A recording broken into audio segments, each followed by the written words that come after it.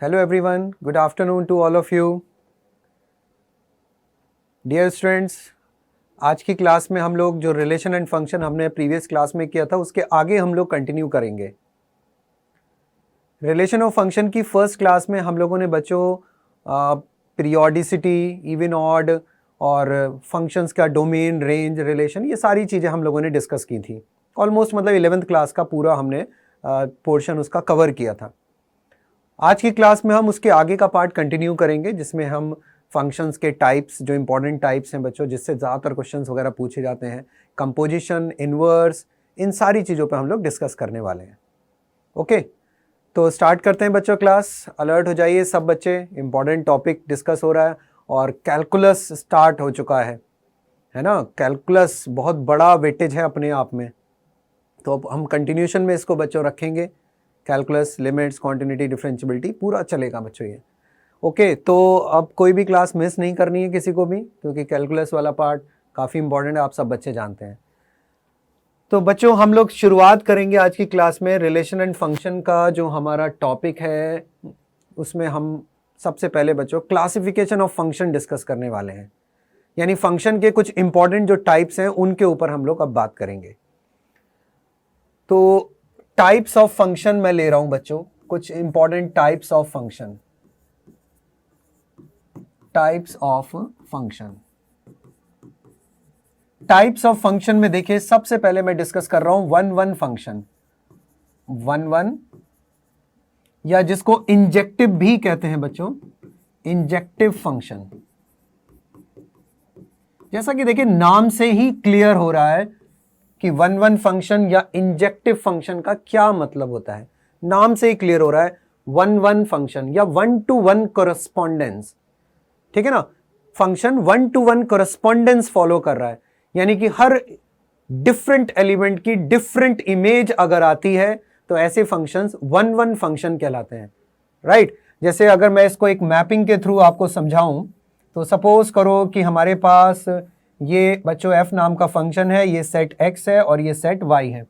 यहां पे set x में कुछ एलिमेंट हैं x1, x2, x3, यहां कुछ एलिमेंट्स हैं बच्चों y1, y2, y3, y4। Okay, तो मैपिंग कुछ इस टाइप से हो रही है, जो कोरेस्पोंडेंस हो रहा है बच्चों वो इस टाइप से हो रहा है कि एक हर डिफरेंट एलिमेंट के साथ में कनेक्टेड है। डोमेन का हर डिफरेंट एलिमेंट कोडोमेन के हर एलिमेंट के साथ बिल्कुल डिफरेंटली कनेक्टेड है। जैसे सपोज करो x1 y1 से कनेक्ट हो गया, x2 y3 से कनेक्ट हो गया, x3 y4 से कनेक्ट हो गया। तो ये एक वन वन फंक्शन का बिहेवियर है। y2 किसी से कनेक्ट हो रहा है, कोई नहीं हो रहा है, कोई प्रॉब्लम नहीं है, राइट। तो ये बच्चों वन वन बिहेवियर का फंक्शन है। अब इसको मैथमेटिकली समझते हैं इस चीज को। मैथमेटिकली देखिए इसको दो तरीके हैं। जैसे एक तो इसकी फंडामेंटल डेफिनेशन देखो क्या होती है। जैसे अगर मान लो फंक्शन आपके पास है f is a function from x to y defined as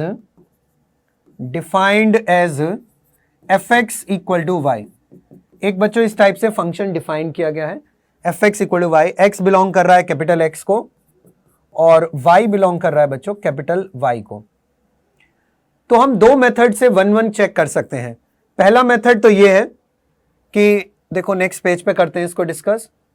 method one बच्चों ये है वन वन चेक करने का कि अगर आपके पास सपोज दो एलिमेंट्स हैं x1 x2 डोमेन के अंदर, डोमेन में दो एलिमेंट्स हैं x1 x2 और हम लोग बच्चों fx1 को fx2 के बराबर लेंगे। fx1 को fx2 के बराबर अज्यूम करके अगर हम ये दिखा दें, दिस इंप्लाइज कि x1 भी x2 के बराबर आ रहा है, तो हम फंक्शन को वन वन कह सकते हैं। This implies f is one one function. f is one one function. क्या मतलब हुआ इस डेफिनेशन का बच्चों? इस डेफिनेशन में हम लोगों ने यह अज्यूम कर लिया कि दो आउटपुट तभी बराबर हो सकते हैं जब उनके इनपुट्स भी बराबर हो, मतलब यूनिकनेस मेंटेन की गई है ना, कि दो आउटपुट fx1 fx2 के अगर बराबर है, और यह सिर्फ तब पॉसिबल है अगर x1 एग्जैक्टली x2 के इक्वल है, तब हम फंक्शन को वन वन कह सकते हैं। या इसको ऐसे भी समझ सकते थे कि अगर x1 and x2 are different, x1 not equal to x2 and this implies fx1 is not equal to fx2, तब भी हम फंक्शन को वन वन कह सकते हैं। तो ये वन वन चेक करने का एक मेथड है, लेकिन ये हमारे इतना ज्यादा काम नहीं आता। हमारे लिए दूसरा मेथड बच्चों ये ज्यादा यूजफुल है, क्योंकि इससे हम ज्यादा क्वेश्चंस को सॉल्व कर पाएंगे। तो दूसरा मेथड है, अगर हम किसी भी फंक्शन को ये दिखा दें कि वो इंक्रीज करता जा रहा है एक सर्टेन इंटरवल के अंदर, तो हम उस इंटरवल में उसको 1-1 कह सकते हैं ना, क्योंकि 1-1 बिहेवियर तभी फॉलो होगा जब हर डिफरेंट पॉइंट पे डिफरेंट आउटपुट्स आएंगे। ओके, या हम ये दिखा दें कि भाई एक फंक्शन जो है डिक्रीज करता जा रहा है ए से लेके बी तक, तब भी हम उसको क्या कह सकते हैं, 1-1 कह सकते हैं। तो सेकंड मेथड बच्चों इसी मोनोटोनिक बिहेवियर पे बेस्ड है, राइट, कि अगर हम ये शो कर दें कि f डैश एक्स एक फंक्शन है, f डैश एक्स उसका डेरिवेटिव ग्रेटर देन 0 है, सपोज a से लेके b तक, ठीक है ना, a से लेके b तक एक मैंने इंटरवल ले लिया, उसमें f dash x greater than 0 है। दिस इंप्लाइज बच्चों कि fx इंक्रीज करेगा, है ना, fx is strictly increasing in a to b। तो fx बच्चों स्ट्रिक्टली इंक्रीज करेगा a से लेके b तक, strictly increasing in a to b। और अगर फंक्शन स्ट्रिक्टली इंक्रीजिंग है, then this implies fx is 1-1, है ना, या इंजेक्टिव भी कह सकते हैं हम लोग, fx इज 1-1 फंक्शन। जितने भी बच्चों इंक्रीजिंग फंक्शंस हैं वो हमेशा 1-1 बिहेवियर को फॉलो करेंगे जिस इंटरवल में वो इंक्रीज कर रहे हैं। सेम बिहेवियर डिक्रीजिंग के लिए भी है। अगर फंक्शन डिक्रीज करता जा रहा है किसी सर्टेन इंटरवल में, तो वो उस इंटरवल में 1-1 बिहेवियर 100% फॉलो करेगा। आप ऑब्जर्व कर सकते हैं कि 1-1 बिहेवियर कब फॉलो नहीं होता, जब आपको दो इनपुट पे सेम आउटपुट मिल जाए, और ऐसा तब होगा जब फंक्शन इंक्रीज करने के बाद जैसे मान लो डिक्रीज कर रहा होगा, है ना, तो दो इनपुट पे आपको सेम आउटपुट ऐसी सिचुएशन में हमेशा मिलेगा। तो या तो हम f डैश एक्स को ग्रेटर देन 0 दिखा दें, या फिर एक पॉसिबिलिटी और है, दूसरा पॉसिबिलिटी बच्चों कि f डैश एक्स को हम लेस देन 0 दिखा दें किसी इंटरवल में, सपोज c से d में, तो हम उस इंटरवल में फंक्शन को डिक्रीजिंग कह सकते हैं, fx is decreasing in the interval c, d। और अगर fx डिक्रीजिंग है तो आप तब भी fx को बच्चों 1-1 कह सकते हो। तो ये वाला मेथड ज्यादा बेटर है जिसको हम यूज किया करेंगे, फंक्शन को इंक्रीजिंग या डिक्रीजिंग की हेल्प से हम 1-1 चेक कर लिया करेंगे। क्लियर ना? जैसे देखो फॉर एग्जाम्पल मान लो हमें एक फंक्शन दे दिया गया, f एक फंक्शन है ना। देखो दो एग्जाम्पल देता हूं। जैसे एक फंक्शन ले लिया मैंने f नाम का, ये फंक्शन है बच्चों 0,∞ to r, fx equal to x plus 1/x। ये एक फंक्शन मैंने दे दिया बच्चों, और इसी का एक और पार्ट दे देता हूं। f एक फंक्शन है मान लो 1,∞ से r, fx equal to x plus 1/x। हमें इन दोनों को चेक करना है। दो क्वेश्चंस हैं बच्चों, ये दो क्वेश्चंस हैं, हमें चेक करना है इनमें से कौन सा फंक्शन 1-1 बिहेवियर फॉलो कर रहा है। दोनों सेम ही फंक्शन है, दोनों जगह सेम फंक्शन है, लेकिन कंडीशन थोड़ा सा चेंज है। क्योंकि कई बार बच्चे क्या करते हैं, ये कंडीशंस को इग्नोर कर देते हैं। तो इनको इग्नोर नहीं करना है बच्चों, आपको जो फंक्शन दिया हुआ है विद द डोमेन उसको ऑब्जर्व करना है कि क्या वो 1-1 बिहेवियर फॉलो करेगा या नहीं करेगा। तो चेक करते हैं। चलो fx फंक्शन अगर हम इसको डिफरेंशिएट कर लें, अगर बच्चों जो हमारे पास fx फंक्शन है x प्लस 1/x, अगर हम इसका डेरिवेटिव कैलकुलेट करें तो ये आएगा 1 माइनस 1/x², यानी कि बच्चों ये बन गया x² माइनस 1 अपॉन x²। ये फंक्शन आ गया। अब यहां से देख के आपको क्लियरली ये पता चल रहा है कि अगर x की वैल्यू 1 से ग्रेटर है ना बच्चों, अगर x 1 से इंफिनिटी को बिलोंग कर रहा है, 1 पे क्लोज भी ले सकते हैं, अगर x 1 से इंफिनिटी को बिलोंग कर रहा है, देन f डैश x बच्चों पॉजिटिव है। f डैश x का पॉजिटिव आना मतलब fx इंक्रीजिंग है, और यहां से हम कह सकते हैं कि fx फंक्शन 1-1 होगा। fx इज 1-1, यानी कि समझ में आ गई बात सबको। हमारा जो सेकंड वाला फंक्शन है, सेकंड फंक्शन था ना हमारा 1,∞ से r, ये फंक्शन बच्चों 1-1 है, लेकिन 0 to ∞ वाला फंक्शन ये 1 1 नहीं है। ठीक है बच्चों, ये 1 1 नहीं होगा, लेकिन ये 1 1 होगा, क्योंकि आप देख सकते हो 0 से इंफिनिटी पूरे इंटरवल में इस फंक्शन का ड्यूल बिहेवियर है। 0 से लेके 1 तक डिक्रीज कर रहा है और 1 के बाद फिर इंक्रीज कर रहा है। तो 0 से लेके 1 तक डिक्रीज फिर इंक्रीज, 1 1 बिहेवियर फॉलो नहीं करेगा, या फिर इंटरवल तोड़ना पड़ेगा। इंटरवल तोड़ अगर आप ब्रेक करते हैं तो 1 1 बिहेवियर फॉलो कर सकता है। यानी हम किसी भी फंक्शन को 1 1 भी बना सकते हैं, उसके डोमेन को छोटा करके आसानी से 1 1 बना सकते हो आप किसी भी फंक्शन को, है ना। 0 से अगर मैं 1 तक का इंटरवल ले लूं तो 1 1 बन जाएगा, ये 1 के आगे 1 1 बन जाएगा। ठीक है ना, क्लियर हुआ सभी को 1 1 बिहेवियर। जैसे ट्रिग्नोमेट्रिक फंक्शंस हैं, ट्रिग्नोमेट्रिक फंक्शंस बच्चों पीरियोडिक होते हैं, और जो पीरियोडिक होते हैं वो 1 1 बिहेवियर फॉलो नहीं करते हैं, क्योंकि पीरियोडिसिटी का मतलब बच्चों रिपीट करना होता है, जबकि 1 1 का मतलब यूनिकनेस से होता है। हाँ, लेकिन आप उनके डोमेन को छोटा कर लीजिए, साइन एक्स का डोमेन छोटा कीजिए, -π/2 से π/2 तक देखिए साइन एक्स को इंक्रीज करता है तो 1 1 बिहेवियर फॉलो करेगा, या π/2 से 3π/2 तक देखिए डिक्रीज कर रहा है, 1 1 बिहेवियर फॉलो करेगा। तो डोमेन को स्क्यूज करके छोटा करके बच्चों आप लोग फंक्शन को 1 1 बना सकते हैं। क्लियर हुआ ना सबको। तो आपको डोमेन क्या दिया हुआ है वो बहुत इंपॉर्टेंट होता है 1 1 चेक करने के लिए।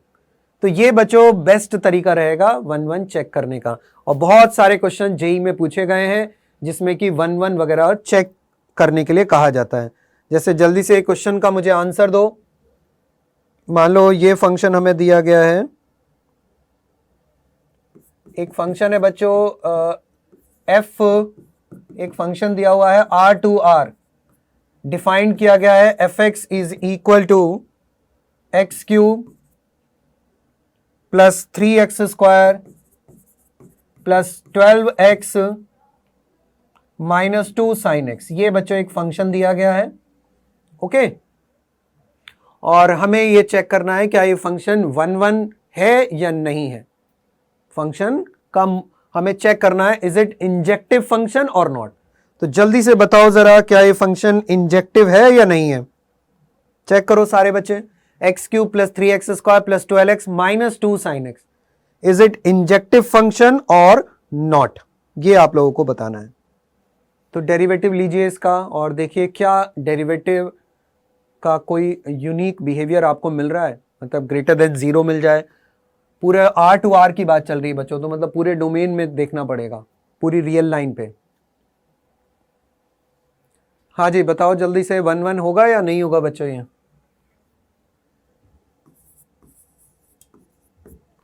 fx फंक्शन है x cube plus 3x square plus 12x minus 2 sine x. सबसे पहला काम डेरिवेटिव तो निकाल ही लेना है ना, डेरिवेटिव निकाल लेते हैं चलो। तो 3x square plus 6x plus 12 minus ये हो गया बच्चों 2 cos x।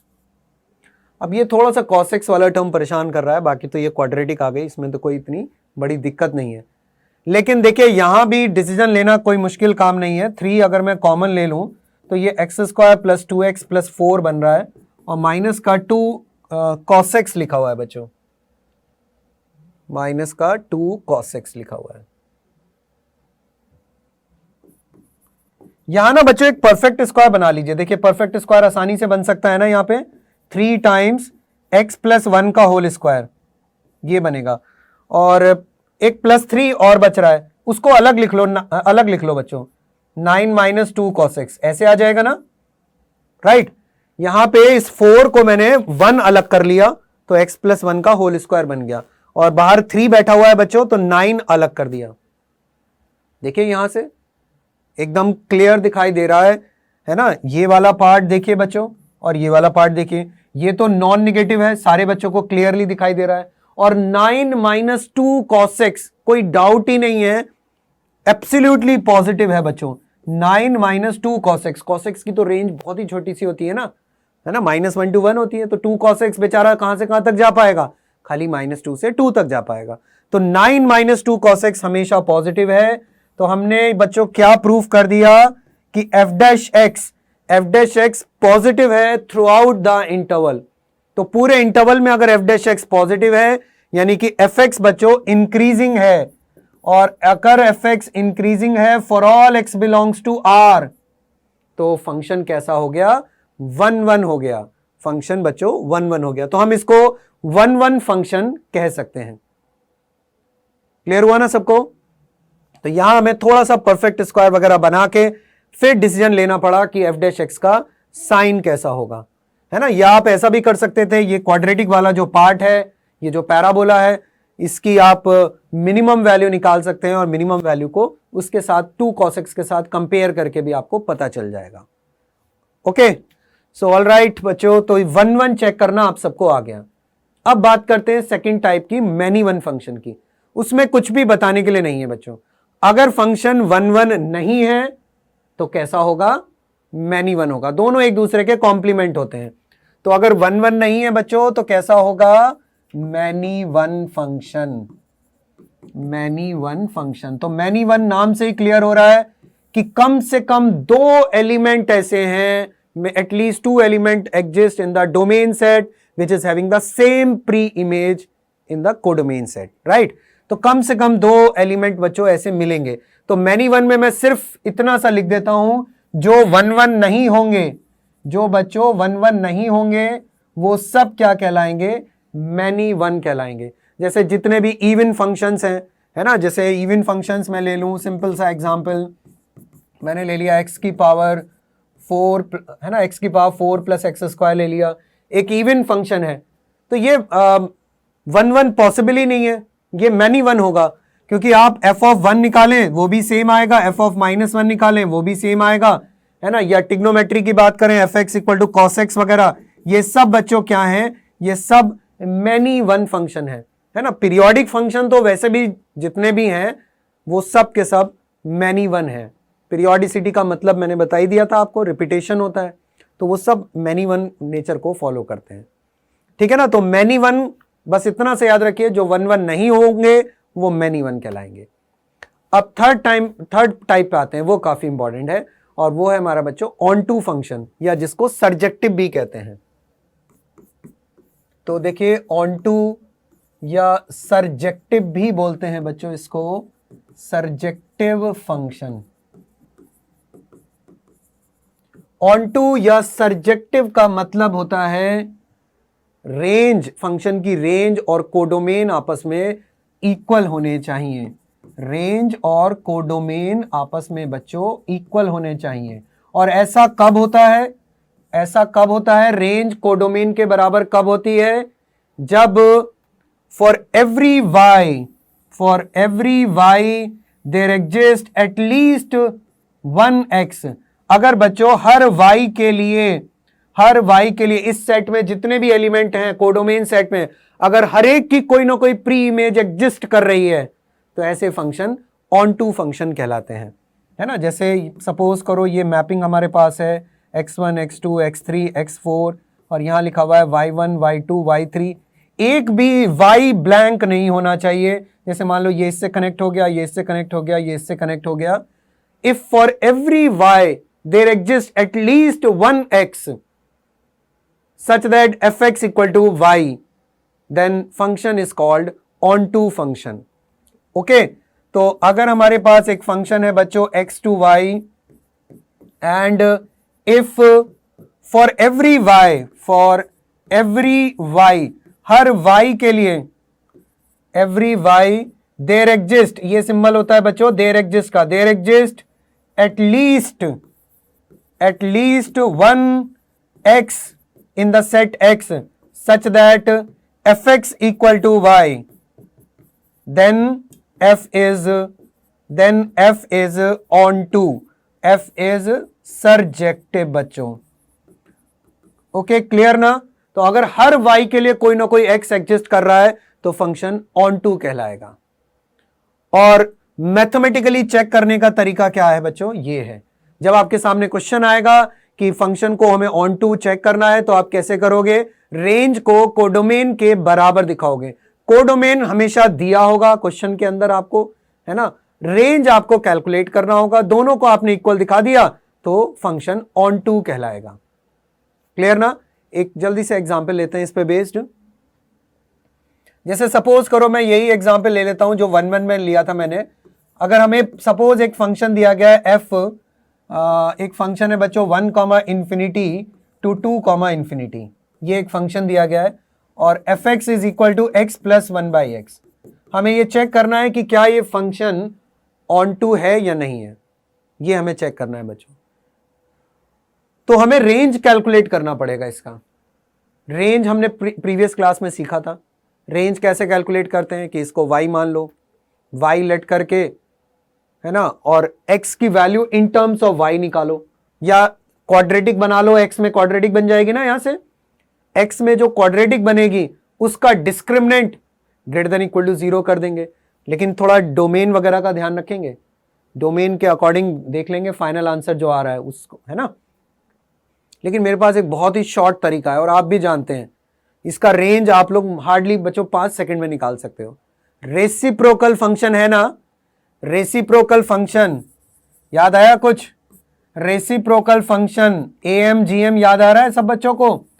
दो रेसिप्रोकल फंक्शन है x और 1/x। अगर अर्थमेटिक मीन निकालूं तो ये आएगा और ज्योमेट्रिक मीन निकालूंगा बच्चों तो ये आएगा। ये कैंसिल हो गया और x प्लस 1/x कितना आ गया? 2 से ग्रेटर आ गया। तो मैंने AMGM का यूज कर लिया बच्चों। AM greater than equal to GM होता है ना, और नंबर सारे पॉजिटिव हैं तो कोई डर भी नहीं है AMGM लगाने में। भाई नंबर तो 1 से इंफिनिटी को बिलोंग कर रहे हैं ना, तो इसलिए पॉजिटिव नंबर्स में AMGM बड़े आराम से हम लोग लगा सकते हैं। तो देखिए यहां से आ गया कि नहीं आ गया? x प्लस 1/x हमेशा 2 से ग्रेटर है। इसका मतलब हमने इसका बच्चों रेंज निकाल दिया। इसका रेंज आ गया 2 टू इंफिनिटी, और इसका जो कोडोमेन है वो भी कितना दिया गया था? 2 टू इंफिनिटी दिया गया था। तो दोनों चीजों को अगर हम बराबर दिखा देते हैं तो फंक्शन क्या कहलाएगा? ऑन टू कहलाएगा। ठीक है ना? तो जब भी किसी फंक्शन को ऑन टू दिखाना है, रेंज को कोडोमेन के इक्वल आपको दिखाना होगा, या फिर आपको यह दिखाना होगा कि हर y के लिए कोई ना कोई x एग्जिस्ट कर रहा है ना, हर y के लिए कोई ना कोई बच्चों x एग्जिस्ट कर रहा है, तो फंक्शन ऑन टू कहलाएगा। क्लियर ना? अब चौथे फंक्शन पे आते हैं। अगर फंक्शन ऑन टू नहीं है तो ऐसे फंक्शन कहलाते हैं बच्चों इनटू फंक्शन। तो इसमें हमें कुछ ज्यादा समझने की जरूरत नहीं है।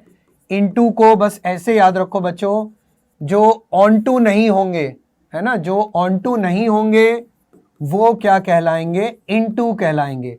यानी कि इन सारे फंक्शंस में बच्चों रेंज जो है वो सबसेट होगा कोडोमेन का, स्ट्रिक्टली, ठीक है, सबसेट होगा। इक्वल होने का भी कोई चांस नहीं है। तब हम ऐसे फंक्शन को इनटू कहेंगे। यानी कि कम से कम एक ऐसा y बच्चों जरूर एग्जिस्ट कर रहा है जिसकी कि कोई प्री इमेज नहीं है ना। कम से कम बच्चों एक ऐसा y जरूर है। जैसे मान लो इस टाइप की मैपिंग है ये, तो एटलीस्ट एक ऐसा y जरूर एग्जिस्ट करेगा जिसकी कोई प्री इमेज नहीं है। तब हम ऐसे फंक्शन को इनटू फंक्शन कहेंगे। तो ऑन टू और इनटू ये बिल्कुल एक दूसरे के कॉम्प्लीमेंट हैं। कोई भी एक फंक्शन ऑन टू और इनटू एक साथ नहीं होगा। ऐसे ही बच्चों मैनी वन और वन वन एक साथ नहीं होगा। हालांकि अदर कॉम्बिनेशंस पॉसिबल हैं। फंक्शन मैनी वन और मैनी वन के साथ ऑन टू हो सकता है, वन वन के साथ इनटू हो सकता है, ये सब पॉसिबिलिटी है। तो हमारा जो फिफ्थ पार्ट है और जो लास्ट पार्ट है जो कि सबसे ज्यादा एग्जाम में पूछा जाता है वो है बच्चों बाइजेक्टिव फंक्शन। तो बाइजेक्टिव फंक्शन सबसे ज्यादा इस पे क्वेश्चंस आते हैं बच्चों। बाइजेक्टिव फंक्शन उनको बोलते हैं जो वन वन भी होते हैं और ऑन टू भी होते हैं, वो कहलाते हैं बाइजेक्टिव फंक्शन। ठीक है, तो बाइजेक्टिव का मतलब क्लियर हुआ सबको? One one and onto, one one and onto both. जो भी फंक्शन बच्चों वन वन भी होते हैं और ऑन टू भी होते हैं वो क्या कहलाते हैं? बाइजेक्टिव फंक्शन कहलाते हैं। वो सब के सब बाइजेक्टिव कहलाएंगे। जैसे बहुत सारे एग्जाम्पल हैं, आप कोई भी स्ट्रेट लाइन टाइप का लीनियर फंक्शन ले सकते हो R टू R में, तो वो बाइजेक्टिव होगा। या अभी मैंने पीछे एग्जाम्पल लिखा था बच्चों एफ एक फंक्शन है 1 कॉमा इन्फिनिटी से लेके 2 कॉमा इन्फिनिटी तक, f x equal to x plus 1/x। तो बहुत सारे ऐसे एग्जाम्पल हैं बच्चों जो कि बाइजेक्टिव बिहेवियर को फॉलो करेंगे। ऑन टू तो हमने अभी प्रूफ किया है अभी, है ना, 1 भी हम पहले प्रूफ कर चुके हैं डेरिवेटिव की हेल्प से। तो ये एक बाइजेक्टिव फंक्शन है, ठीक है ना, ऑल क्लियर बच्चों। तो बाइजेक्टिव के लिए आपको 1 और ऑन टू दोनों चेक करने होंगे, ठीक। तो और भी है ना काफी एग्जाम्पल्स वगैरह बन सकते हैं बाइजेक्टिव में। जैसे मान लो हमें ऐसा कोई फंक्शन दे दिया जाए, एक फंक्शन बच्चों जैसे मान लो हमें दे दिया गया f एक फंक्शन है r2 -1, 1, r2 -1, 1 and fx is equal to e की power x by 2 minus e की power minus x by 2 upon e raise to power x by 2 plus e raise to power minus x by 2। हमें check करना है कि क्या ये function bijective है या नहीं है ना, इस फंक्शन को हमें बच्चों चेक करना है। तो आपको 1 और ऑन टू दोनों दिखाना है इसके अंदर। तो 1 तो आपको डेरिवेटिव की हेल्प से बच्चों जाना पड़ेगा। तो इसका डेरिवेटिव निकालने से पहले क्या करते हैं, इसको थोड़ा सा अरेंज कर लेते हैं। इसको हम ऐसे लिख सकते हैं ना, e की पावर x -1 अपॉन e की पावर x प्लस 1। अब यहां से इसका डेरिवेटिव कैलकुलेट करके देखिए क्या आता है।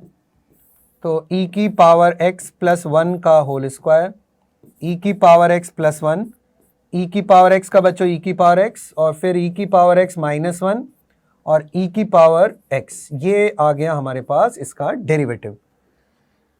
इसका डेरिवेटिव तो हम लोगों ने निकाल लिया। कितना बच रहा है बच्चों फाइनली, e की पावर x है ना, ये e की पावर 2x तो कैंसिल हो गया, e की पावर x और प्लस e की पावर x, तो बच्चों ये आ गया 2e की पावर x अपॉन e की पावर x प्लस 1 का होल स्क्वायर। और इसमें कोई डाउट ही नहीं है कि ये हमेशा एक पॉजिटिव फंक्शन है for all x belongs to r। तो अगर ये पॉजिटिव है इसका मतलब fx इंक्रीज कर रहा है बच्चों, fx इंक्रीज कर रहा है और fx का इंक्रीज करना ये बताएगा कि f 1 है, f इज 1 और पूरी रियल लाइन पे बच्चों 1 है, पूरे डोमेन के लिए हमने उसको 1 शो कर दिया। ऑन टू चेक करो जल्दी से, ऑन टू कैसे दिखाओगे, इस फंक्शन का रेंज देखो कि निकाल के क्या कोडोमेन के इक्वल आ रहा है, चेक करो बच्चों ऑन टू कैसे निकालोगे, जल्दी से लिखो कमेंट बॉक्स में।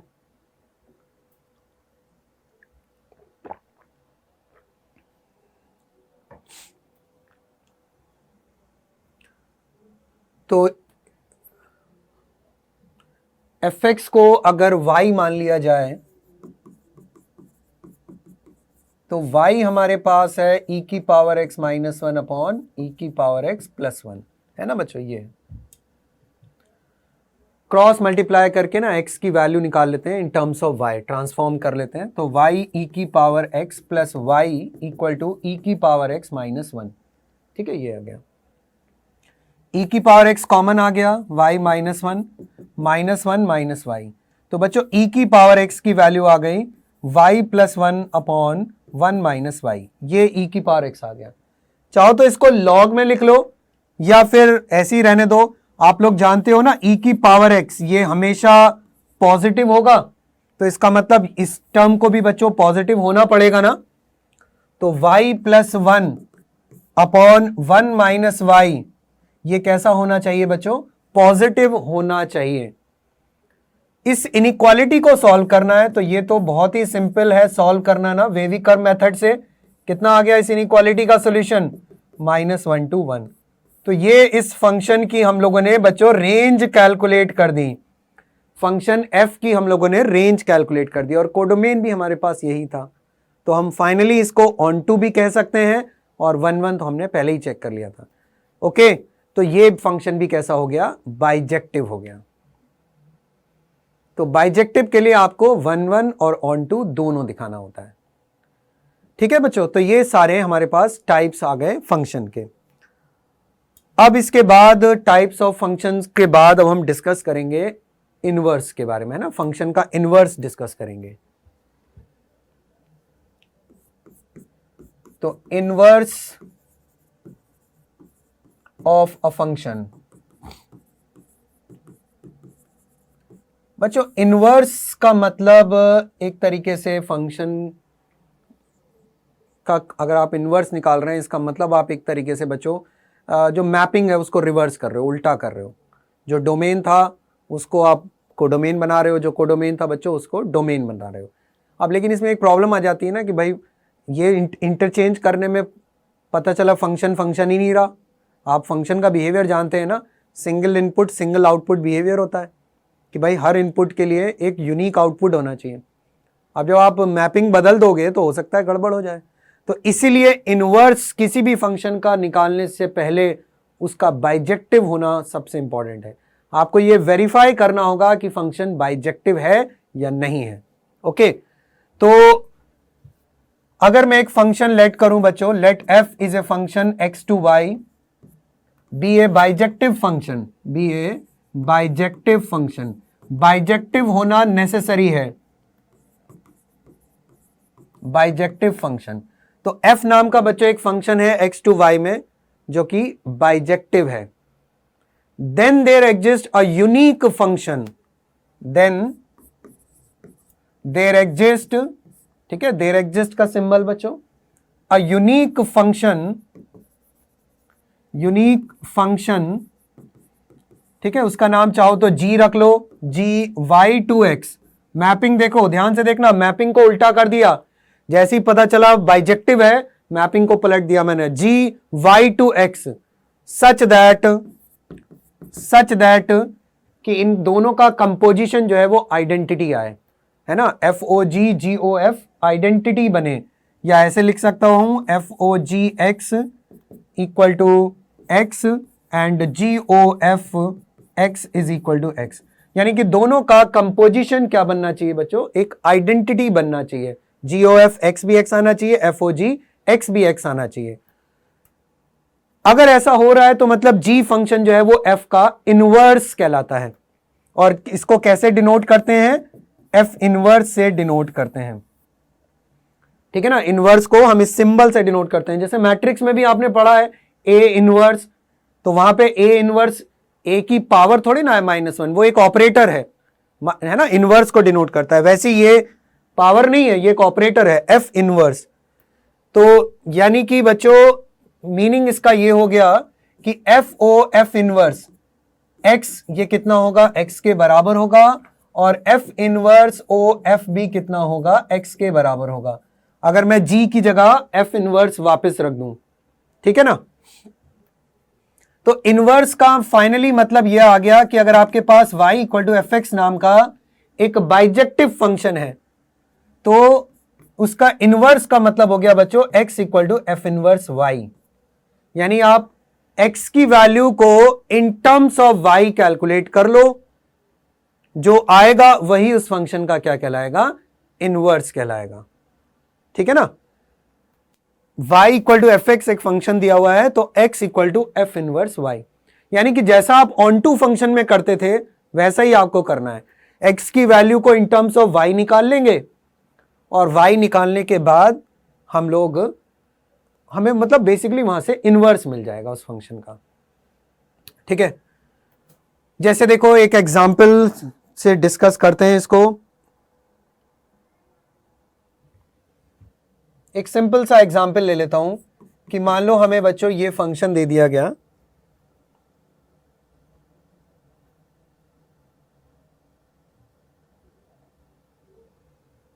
f एक फंक्शन है सपोज, क्योंकि ना बहुत ही सिंपल क्वेश्चन आते हैं इस टॉपिक के, इनवर्स वगैरह के, जेई मेंस में स्पेशली बहुत सिंपल क्वेश्चन देते हैं बच्चों।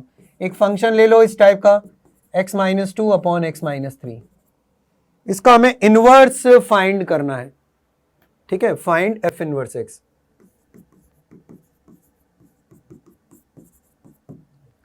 तो देखिए पहला काम तो 1 ऑन टू चेक करना है, ये आप नहीं भूलोगे। अगर आपने 1 ऑन टू चेक नहीं किया तो दिक्कत हो सकती है बच्चों, प्रॉब्लम हो सकती है। हो सकता है आपको वो क्वेश्चन ऐसा दे दे कि जो बाइजेक्टिव ही ना हो, और बाइजेक्टिव नहीं है तो फिर इसका मतलब इनवर्स नहीं निकाल सकते हो, ठीक है ना। तो इसलिए 1 1 ऑन 2 दोनों चेक करेंगे। तो ये आप लोग खुद कर सकते हो, मैं आप लोगों पे छोड़ता हूं कि बच्चों ये फंक्शन बाइजेक्टिव है। 1 1 भी चेक करना सीख गए हो आप लोग और ऑन 2 भी चेक करना सीख गए हो। अब अगला स्टेप हमारा बस ये है कि अगर मैं इस fx को सपोज y लेट कर लूं, यानी y कितना आ गया x minus 2 upon x minus 3। तो ये मैं एक है ना जनरल टेक्निक बता रहा हूं कि इन जनरल इनवर्स निकालने का ये प्रोसीजर रहता है बच्चों। आगे चल के तो आप ये देखोगे बहुत सारे केसेस में इनवर्स निकाल भी नहीं पाते हम लोग, लेकिन तब भी वो क्वेश्चन सॉल्व होते हैं डेरिवेटिव की हेल्प से, कंपोजिशन की हेल्प से। तो वो हम आगे डिस्कस करेंगे जब डिफरेंशिएशन और एओडी वाला पार्ट आएगा, कि बहुत सारे फंक्शन का इनवर्स भी नहीं निकलता, लेकिन तब भी उनसे रिलेटेड आईआईटी में बहुत सारे क्वेश्चंस बनाए जाते हैं। तो बच्चों ये हमारे पास आ गया, ट्रांसफॉर्म करो, क्रॉस मल्टीप्लाई करके इसको ट्रांसफॉर्म कर लो।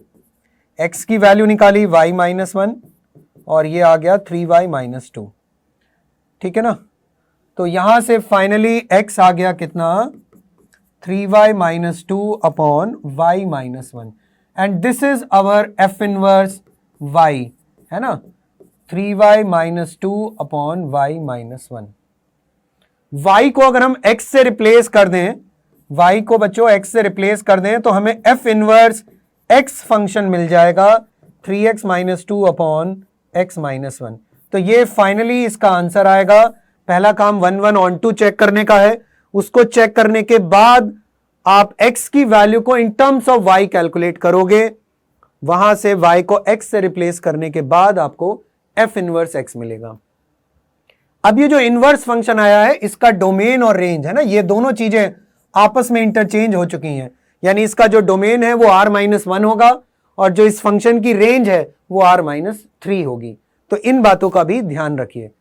और x और y से रिप्लेस करने पे कोई फर्क नहीं पड़ रहा है ना, y को हमने x से रिप्लेस किया, कोई भी फर्क नहीं पड़ा। ऐसा इसलिए हुआ क्योंकि जितने भी इनवर्स फंक्शंस होते हैं, है ना, यानी एक फंक्शन बच्चों और उसका जो इनवर्स होता है वो हमेशा y इक्वल टू एक्स के अबाउट सिमेट्रिकल होते हैं, मिरर इमेज होते हैं एक दूसरे की। तो ये बड़ा इंपॉर्टेंट स्टेटमेंट है, लिखेंगे इसको बच्चों कि एक फंक्शन मान लो fx and f inverse x are mirror image या सिमेट्रिकल भी कह सकते हैं बच्चों, है ना, सिमेट्रिकल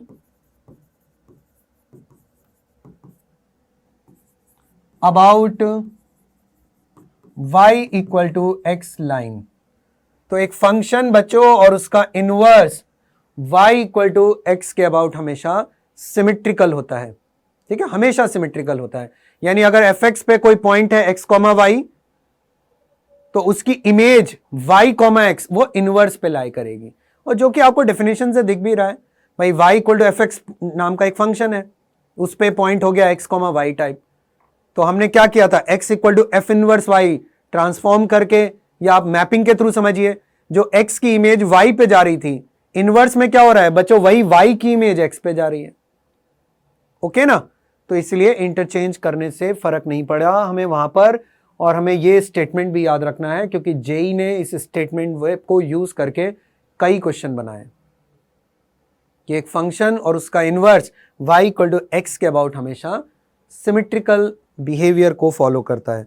जैसे देखो एक बहुत ही कॉमन क्वेश्चन आईआईटी का कराता हूं, ये क्वेश्चन पूछा गया था बच्चों आईआईटी में, और ऐसे क्वेश्चंस बहुत फ्रीक्वेंटली पूछते रहते हैं कि f एक फंक्शन है 1/2 कॉमा इंफिनिटी से 3/4 कॉमा इंफिनिटी, ये एक फंक्शन है बच्चों, और फंक्शन दिया हुआ है हमें x square minus x plus 1। Then find f inverse x, then find f inverse x and also solve the equation x square minus x plus 1 is equal to x minus 3/4 का under root plus 1/2। इस equation को बच्चों solve करने के लिए भी कहा गया था। ठीक है ना। तो दो पार्ट थे इस क्वेश्चन के अंदर, एक तो फंक्शन का इनवर्स निकालना था और उसके बाद इस इक्वेशन का सॉल्यूशन भी पूछा गया था। तो इस इक्वेशन में क्या खास बात है वो अभी आपको पता चल जाएगा जैसे ही आप इसका इनवर्स कैलकुलेट करोगे। ठीक है ना। तो पहला काम है बच्चों इस फंक्शन का इनवर्स कैलकुलेट करना। इनवर्स कैलकुलेट करना है तो मैं बाइजेक्टिव वाला पार्ट आप लोगों के लिए छोड़ रहा हूं।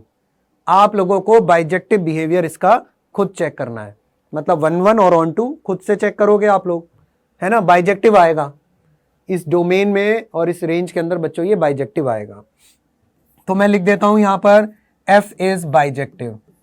तो बच्चों f बाइजेक्टिव तो हो गया, ये होमवर्क है आप लोगों के लिए, खुद से चेक करेंगे आप कि बाइजेक्टिव बिहेवियर इसका।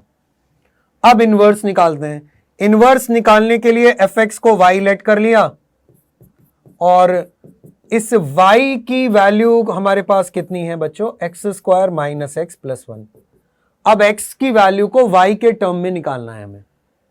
ठीक है, तो परफेक्ट स्क्वायर बना लेते हैं इधर, y equal to x² minus x plus 1।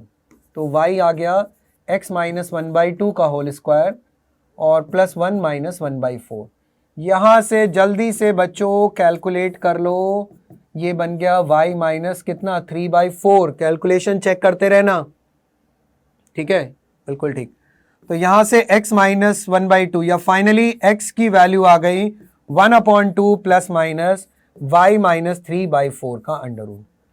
अब यहां पे देखो प्लस माइनस में से कौन सा साइन लेना है ये आप डोमेन वगैरह देख के डिसाइड कर सकते हो। डोमेन है 1/2 कॉमा इंफिनिटी से 3/4 कॉमा इंफिनिटी, ये डोमेन है ना, डोमेन और रेंज है ये। एफ इनवर्स की अगर मैं बात करूं तो एफ इनवर्स में उल्टा हो जाएगा, 3/4 कॉमा इंफिनिटी डोमेन हो जाएगा, 1/2 कॉमा इंफिनिटी रेंज हो जाएगा। तो माइनस साइन तो बिल्कुल भी नहीं लिया जा सकता। अगर हम माइनस साइन ले लें तो 1/2 में से हम कुछ माइनस कर रहे हैं, पॉजिटिव क्वांटिटी माइनस कर रहे हैं, तो मतलब 1/2 के हम पीछे जाएंगे, लेकिन ऐसा पॉसिबल ही नहीं है। आप देखिए हमें 1/2 से आगे ही जाना है हमेशा, तो इसीलिए बच्चों माइनस साइन तो बिल्कुल नहीं लिया जाएगा। फाइनली एफ इनवर्स y आ गया 1/2 प्लस y माइनस 3/4 का अंडर रूट। ये इनवर्स आ गया इस फंक्शन का। ठीक है बच्चों, ये इनवर्स आ गया। और अगर हम इसको x से रिप्लेस कर दें तो एफ इनवर्स x आ जाएगा x माइनस 3/4 का अंडर रूट प्लस 1/2। तो ये बच्चों फाइनली हम लोगों ने एफ इनवर्स x की वैल्यू कैलकुलेट कर ली। समझ में आ गया ना यहां तक, ये हमारा एफ इनवर्स x आ गया। अब जो इक्वेशन दी हुई थी उसको नोटिस करो, वो क्या दी हुई थी। अब तो आपको समझ में आ गई कहानी ना। वो इक्वेशन दी हुई है f x equal to f inverse x, है ना। F x f inverse x के बराबर दी हुई है। तो f x f inverse x के बराबर अगर है तो कहां पे हो सकता है बच्चों, y इक्वल टू एक्स पे तो होगा ही होगा ना 100%, है ना। यानी कि अगर एफ एक्स फंक्शन ने बच्चों एफ एक्स फंक्शन ने y इक्वल टू एक्स को कट किया है, सपोज करो ये एफ एक्स है, आप लोग ऐसे बना के भी देख सकते हो, एक पैराबोला ही तो है ये दोनों। तो एफ इनवर्स एक्स बच्चों इस टाइप का होगा, है ना, या इसको एफ इनवर्स कह देता हूं, ये एफ एक्स कह देता हूं, क्योंकि एक्चुअली एफ एक्स ऐसा ही कुछ आ रहा होगा ना, अपवर्ड पैराबोला टाइप का। व्हाटएवर, मैं जनरल बात कर रहा हूं। अगर एफ एक्स ने y इक्वल टू एक्स को कट किया है तो एफ इनवर्स भी 100% उस जगह पे कट जरूर करेगा, क्योंकि दोनों सिमेट्रिकल होते हैं ना बच्चों, y equal to x line के अबाउट, तो उस जगह पे 100% कट करेगा। हालांकि और भी जगह कट कर सकते हैं दोनों, एफ एक्स और एफ इनवर्स एक्स, लेकिन ये स्टेटमेंट ट्रू होता है कि वो हमेशा सिमेट्रिकल होते हैं y इक्वल टू एक्स के अबाउट। तो अगर एफ एक्स ने काटा है बच्चों y इक्वल टू एक्स को, तो एफ इनवर्स एक्स भी उस जगह पे जरूर कट करेगा। तो रादर देन हम एफ एक्स और एफ इनवर्स एक्स को सॉल्व करें, हम एफ एक्स और एफ इनवर्स एक्स में किसी को भी एक्स के साथ भी तो सॉल्व कर सकते हैं ना बच्चों। एफ एक्स और एफ इनवर्स एक्स को हम एक्स के साथ भी तो सॉल्व कर सकते हैं। हमारा जो अल्टीमेट एम है वो ये ए पॉइंट निकालना है, ये ए पॉइंट निकालना है, वो चाहे एफ एक्स और एफ इनवर्स एक्स को सॉल्व करके मिले या एफ एक्स और एक्स को सॉल्व करके मिले, तो जो ज्यादा आसान पड़ेगा उसको सॉल्व कर लो। तो मुझे ऐसा लग रहा है कि ज्यादा आसान हमें क्या पड़ेगा बच्चों, ये पड़ेगा x square minus x plus 1 equal to x को सॉल्व करना, क्योंकि ये तो देखो बहुत ही सिंपल हो गया, परफेक्ट स्क्वायर बन गया और एक्स की वैल्यू 1 आ गई।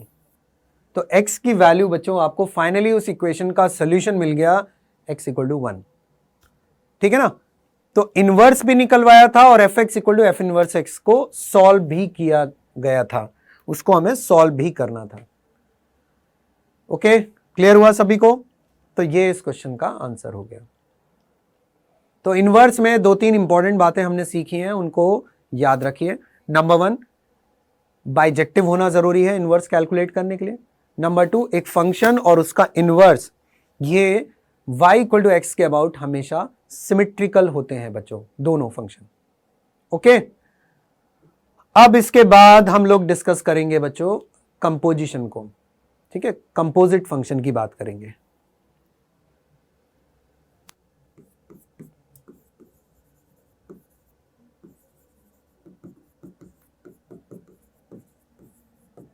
कंपोजिशन का मतलब बच्चों, कंपोजिट फंक्शन का मतलब होता है एक तरीके से 2 या 2 से ज्यादा फंक्शंस को मिक्स करना, उनकी मैपिंग को कंबाइन करना, ठीक है। यानी कि अगर हमारे पास सपोज एक फंक्शन है बच्चों एफ ए टू बी और एक दूसरा फंक्शन है सपोज जी नाम का एक फंक्शन ले लेता हूं बी टू सी, जी नाम का फंक्शन है बच्चों b to c, then g o f, ठीक है, इसको कंपोजिशन बोलते हैं बच्चों। जी ओ ये एक ऑपरेटर है, ठीक है, एक ऑपरेटर है। G o F is a function from A to C and defined as कैसे डिफाइन करते हैं बच्चों इसको, G o F x is equal to G of F X. तो ये बच्चों कंपोजिशन कहलाता है ये सिचुएशन, है ना, कि जी फंक्शन उसका पूरा इनपुट एफ एक्स है, तो ये दो फंक्शंस का कंपोजिशन कहलाता है ना। नेक्स्ट पेज पे इसको समझते हैं, थोड़ा सा और डायग्राम के थ्रू समझते हैं। तो जैसे सपोज करो आपके पास ये एक फंक्शन है बच्चों, है ना, ये फंक्शन सपोज एफ है, ये फंक्शन सपोज जी है, ये सेट ए है, ये सेट बी है, ये सेट सपोज सी है। एफ फंक्शन के डोमेन में सपोज करो कोई एलिमेंट है एक्स, उसकी हमने इमेज फाइंड की, उसकी इमेज बच्चों ये आ गई अंडर एफ मैपिंग, सपोज कितनी आ गई, एफ एक्स आ गई। अब ये जो एफ एक्स है बच्चों, ये जो इमेज आई है, अगर ये इमेज जी के डोमेन में भी है, ध्यान से सुनना, अगर ये इमेज बच्चों जी के डोमेन में भी है तो जी इसको उठा के आगे फेंक देगा, मैपिंग कंप्लीट हो जाएगी, है ना बच्चों। अगर ये एफ एक्स जी के डोमेन में भी है तो जी इसको उठा के आगे फेंकेगा, जी के लिए इनपुट बन जाएगा और जी ऑफ एफ एक्स बन जाएगा, यानी हमें जी ओ एफ मिल जाएगा, मैपिंग कंप्लीट हो जाएगी। और अल्टीमेटली मैपिंग किस किस के बीच हो रही है, ए और सी के बीच में हो रही है। तो जी ओ एफ जो मैपिंग होती है वो ए और सी के बीच में हो रही है। ये तो एक ब्रिज का काम कर रहा है, खाली जो पीछे से एलिमेंट आ रहे हैं उनको आगे फॉरवर्ड करने का, और वो भी तब फॉरवर्ड होंगे अगर जो इमेजेस आ रही हैं वो जी के डोमेन में अगर आ जाए। तो जी ओ एफ के एग्जिस्ट करने के लिए क्या सबसे इंपॉर्टेंट है बच्चों, जी ओ एफ कब एग्जिस्ट करता है, अगर एफ की रेंज, अगर बच्चों एफ की रेंज क्या हो, जी के डोमेन से छोटी हो। बहुत इंपॉर्टेंट रिजल्ट है, याद रखना। कंपोजिशन में हमें ऐसा लगता है ही क्या, एफ एक्स दिया हुआ है, जी एक्स दिया हुआ है, एफ ऑफ जी एक्स निकाल दो, 2 सेकंड में निकल जाता है। लेकिन कभी कभी धोखा भी हो सकता है बच्चों, तो इस कंडीशन को एक बार वेरीफाई जरूर कर लेंगे, है ना।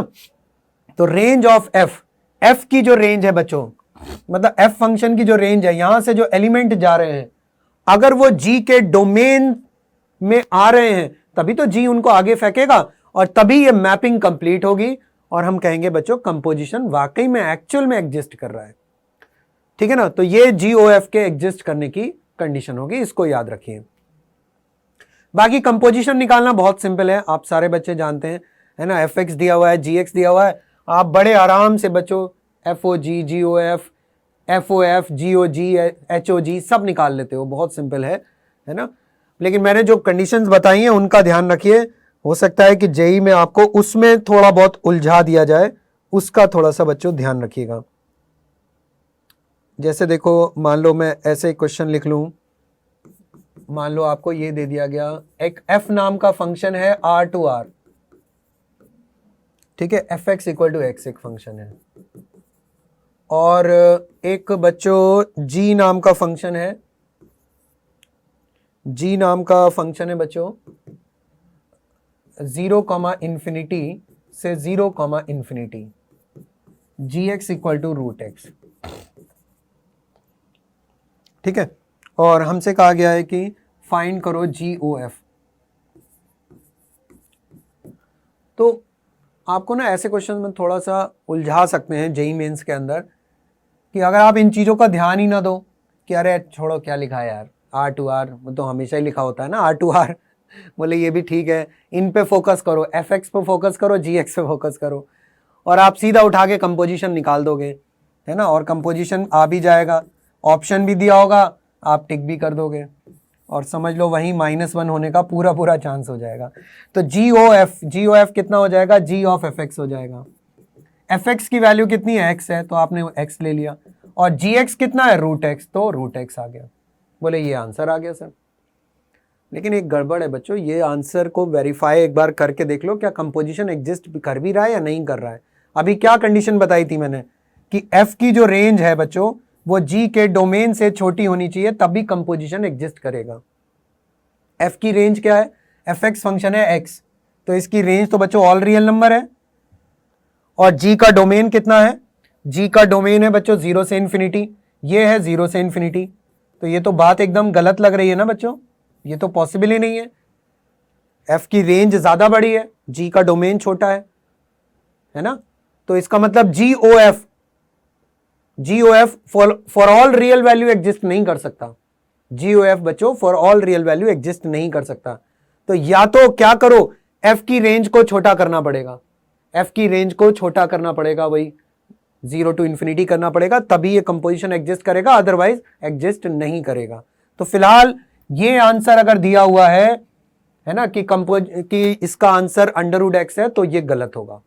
हाँ, अगर ऐसे लिखा हुआ है कि √x होगा, प्रोवाइडेड F की रेंज को आपको छोटा करना पड़ेगा 0 से इन्फिनिटी, तभी पॉसिबल है कंपोजिशन, अदरवाइज नहीं है।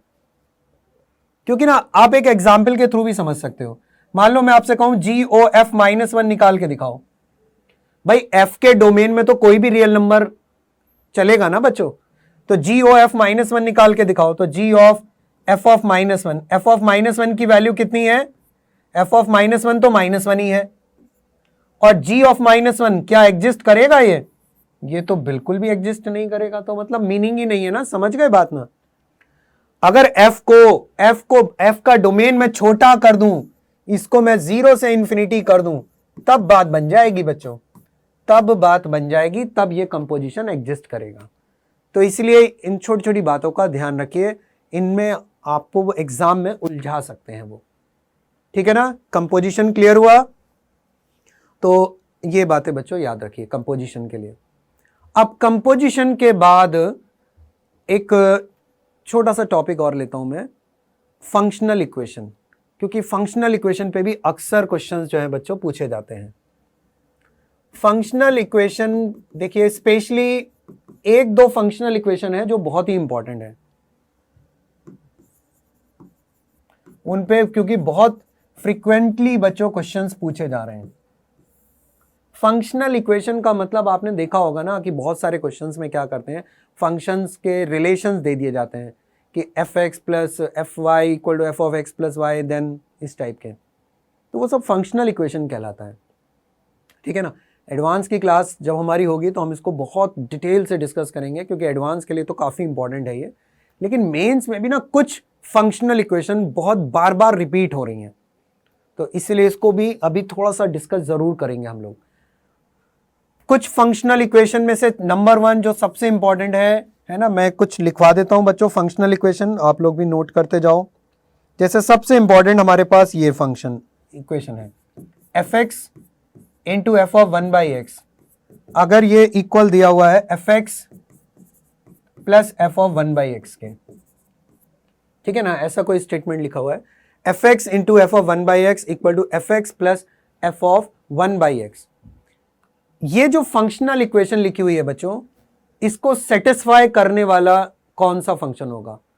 हम ये डिराइव भी कर सकते हैं, कई फंक्शंस हैं जो इसको सेटिस्फाई करते हैं, लेकिन आपको जो डायरेक्ट याद रखना है बच्चों, जो पॉलिनोमियल टाइप का फंक्शन जो इसको डायरेक्ट सेटिस्फाई करता है वो होता है एफ एक्स इक्वल टू या तो एक्स की पावर n प्लस 1 या फिर f x equal to minus x की पावर n प्लस 1। ये वो पॉलिनोमियल टाइप का फंक्शन है जो इस फंक्शनल इक्वेशन को सेटिस्फाई करता है। आप या इसको रख के भी देख सकते हो, यहां रख के देख लो, एफ एक्स की वैल्यू एक्स को 1/x से रिप्लेस करके रखो, चेक करो दोनों साइड बराबर आएंगी, ठीक है ना। तो बहुत इंपॉर्टेंट बच्चों रिजल्ट है, याद रखेंगे, क्योंकि इस फंक्शनल इक्वेशन पे बहुत क्वेश्चन जो है वो जेईई मेंस में आते हैं, तो इसके रिजल्ट को डायरेक्ट याद रखिए। जहां भी ऐसी फंक्शनल इक्वेशन लिखी हो आप डायरेक्ट ये रिजल्ट यूज करेंगे।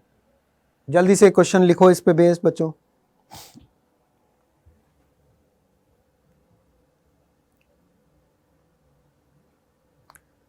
जैसे देखो हमें इस टाइप से दिया गया है, एक क्वेश्चन लिख रहा हूं मैं बच्चों, जेई में था ये, रिसेंटली आया था, 2020 में आया था आई थिंक। हाँ, if f x into f of 1/x is equal to f x plus f of 1/x for all x belongs to real number except 0। If f3 equal to 28, if f3 equal to 28, then find f of 4। f of 4 की बच्चों value पूछी गई है, ठीक है ना। तो ये हमारे पास फंक्शनल इक्वेशन है, इंफॉर्मेशन दी हुई है, इससे हमें f4 निकालना है। तो सीधा हम लोग फंक्शन लेट करेंगे, इस फंक्शनल इक्वेशन को सेटिस्फाई करने वाला जो फंक्शन होता है ना, वो फंक्शन कौन सा होगा? F x equal to x की पावर n प्लस 1। माइनस वाला इस बार सेटिस्फाई नहीं करेगा, मैं बता देता हूं क्यों, क्योंकि ना इस कंडीशन पे डिपेंड करता है। ये जो कंडीशन दी हुई है ना, f3 28 दिया हुआ है, इसी से डिसीजन होगा कि कौन सा फंक्शन लेना है। जैसे मैं ये कंडीशन यहां पे यूज करूं बच्चों, f3 इक्वल टू 28, तो इसका मतलब क्या हो गया, x को 3 डालेंगे तो 28 बराबर आ जाएगा 3 की पावर n प्लस 1, है ना। यहां से देखो 3 की पावर n कितना आ गया 27, और n की वैल्यू आ गई कितना 3 के बराबर।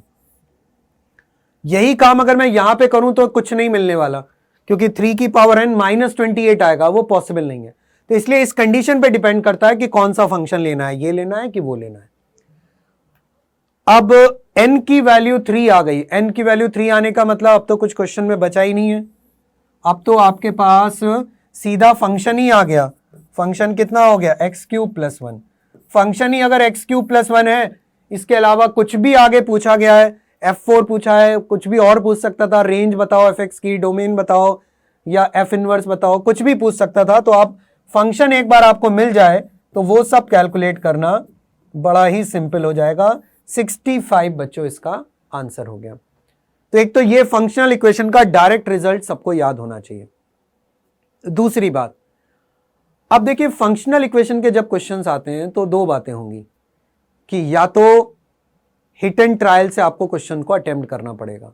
कई क्वेश्चन ऐसे होंगे जिसमें आपको F1 निकालो, F2 निकालो, F3 निकालो, वहां से पैटर्न कुछ दिख रहा होगा, उस पैटर्न से आप क्वेश्चन करोगे। क्योंकि फंक्शनल इक्वेशन का ना कोई एक सेट रूल नहीं होता कि इससे सारे हो जाएंगे, इस तरीके से सारे हो जाएंगे। कुछ में बच्चों हिट एंड ट्रायल लगता है, कुछ में ऑब्जर्वेशन से भी हो जाता है, कुछ में बच्चों रिप्लेसमेंट करने पड़ते हैं, x को 1/x से रिप्लेस, है ना, इस टाइप के क्वेश्चन। जैसे 2021 में कई क्वेश्चन दिखाई दे रहे थे फंक्शनल इक्वेशन के जो रिप्लेसमेंट से करने होते हैं, इस टाइप के। देखो जैसे ऐसे लिखा हुआ था कि एक फंक्शन है, मान लो r plus 2r, r plus 2r, f x plus 3x f of 1 by x is equal to 2x plus 2, 2x plus 2, ठीक है ना। देन फाइंड, अब फाइंड कुछ भी करवा सकते हैं, fx निकलवा सकते हैं, मतलब fx आ गया तो आप कुछ भी आगे निकाल सकते हो, वो बड़ा काम नहीं है। तो ये एक फंक्शनल इक्वेशन दे दी थी, fx plus 3x f of 1 by x equal to 2x plus 2। तो 2021 क्या उससे पहले भी बहुत इस टाइप की फंक्शनल इक्वेशन पे क्वेश्चन आए। तो मैंने बताया ना आपको 2-3 बातें याद रखनी है, या तो हिट एंड ट्रायल से क्वेश्चन होगा, F1, F2, F3 ये सब निकालना पड़ेगा, वहीं से पैटर्न पता चल जाएगा और आप फंक्शन को गेस कर पाओगे। जैसे यहाँ पे F1, F2 का कोई चांस नहीं लग रहा, क्योंकि fx f of 1 by x एक साथ इन्वॉल्व है, कोई इनिशियल कंडीशन भी नहीं दी हुई है। यहां रिप्लेसमेंट के थ्रू क्वेश्चन सॉल्व हो जाएगा।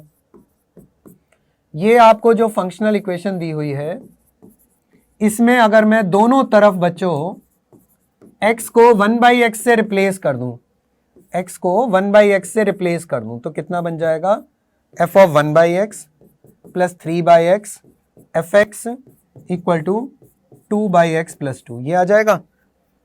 अब बस करना क्या है आपको, f ऑफ 1 बाई एक्स को खत्म करना है बच्चों, f ऑफ 1 बाई एक्स खत्म करना है। तो इस इक्वेशन को मैं 3x से मल्टीप्लाई कर दूं, तो इस इक्वेशन को बच्चों 3x से मल्टीप्लाई कर दो,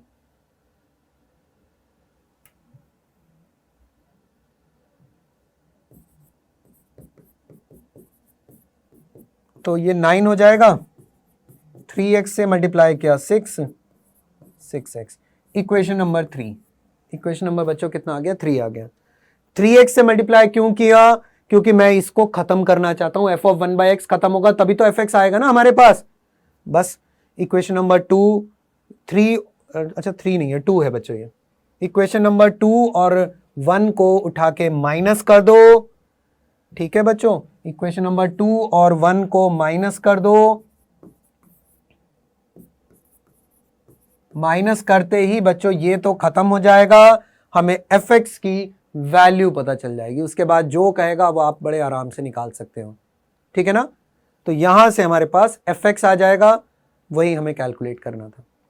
तो कई क्वेश्चंस में बच्चों आपको समझ में आ रहा है, रिप्लेसमेंट करना होगा, कभी कभी जैसे मैंने प्रीवियस बताया वो आपको यूज कर सकते हो, कभी कभी कुछ केसेस में आप गेस भी कर सकते हो, गेस वर्क से भी क्वेश्चन हो जाएगा। जैसे मान लो मैं कहने लगूं कि f of x y equal to f x plus f y, कि कौन सा ऐसा फंक्शन है जो इसको सेटिस्फाई कर रहा है ना, या f of x upon y equal to f x minus f y. याद करो बच्चों किस फंक्शन की प्रॉपर्टी होती है ये।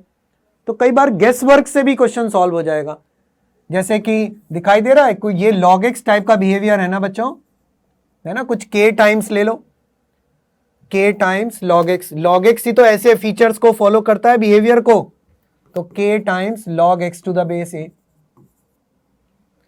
क्योंकि log में प्रॉपर्टी होती है ना log mn log m plus log n m by n। ऐसे ही एक्सपोनेंशियल की फंक्शनल इक्वेशन बना सकते हैं, टिग्नोमेट्री की बना सकते हैं, ऐसे लिख दूं मैं f of x plus y equal to f x f y minus g x g y. तो आप देखते ही पहचान जाओगे कि यार ये तो कंपाउंड एंगल फॉर्मूला है कॉस का, ठीक है। तो इस टाइप से ऑब्जर्वेशन वगैरह से भी हम फंक्शनल इक्वेशन को सॉल्व कर सकते हैं, ठीक है ना। क्लियर हुआ सबको। तो 2-3 तरीके होते हैं बच्चों फंक्शनल इक्वेशन सॉल्व करने के, हिट एंड ट्रायल, रिप्लेसमेंट, और कुछ केसेस में स्टैंडर्ड रिजल्ट्स भी हेल्प करते हैं फंक्शनल इक्वेशन सॉल्व करने में। ओके, तो हमारा फंक्शन का बच्चों ये पार्ट कंप्लीट हो गया। बहुत इंपॉर्टेंट टॉपिक है, इसकी प्रैक्टिस कीजिए, थोड़े से और क्वेश्चंस PYQs जो है वो रिवाइज करिए, प्रैक्टिस करिए उनकी। आप लोग डेफिनेटली फंक्शन के सारे क्वेश्चन जो है एग्जाम में कर पाएंगे। So thank you very much, all the best, see you in the next class children, bye bye.